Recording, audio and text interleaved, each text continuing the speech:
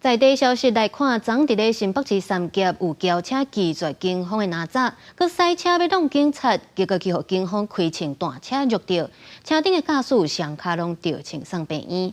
另外，伫咧泸州嘛有通缉犯拒绝临检，去互警方开枪射着车顶了后，顺利抓着。趴下！拿出来！趴下！出来！警察大声喊声，嫌犯者乖乖啊避避。时间是20日到5点。警方伫新北市泸州区查一台可疑的车，验过这台白色的轿车，毋但是歪停，也个让警察的奥多摆了逃走。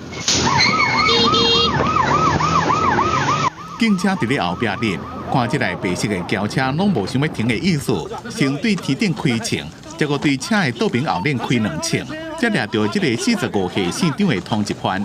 经查犯嫌涉嫌毒品等6条通缉，并查获毒品海洛因、针筒及空气枪等证物，全案依通缉及妨碍公务等罪嫌移送新北地检署侦办。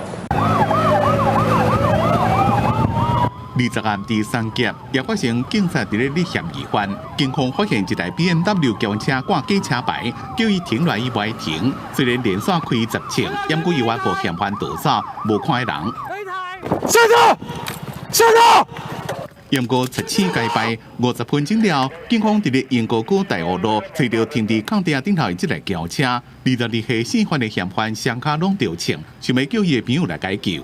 你先不要动，我直接把你抱起来。警方叫救护车甲伊送去病院治疗，伤势并无大碍，无性命危险。嫌犯几工前才因为用假车牌，被依照伪造文书罪移送侦办，车也被吊扣。即嘛，警方是依照妨碍公务、伪造文书、公共危险等罪移送法办。记者综合报道。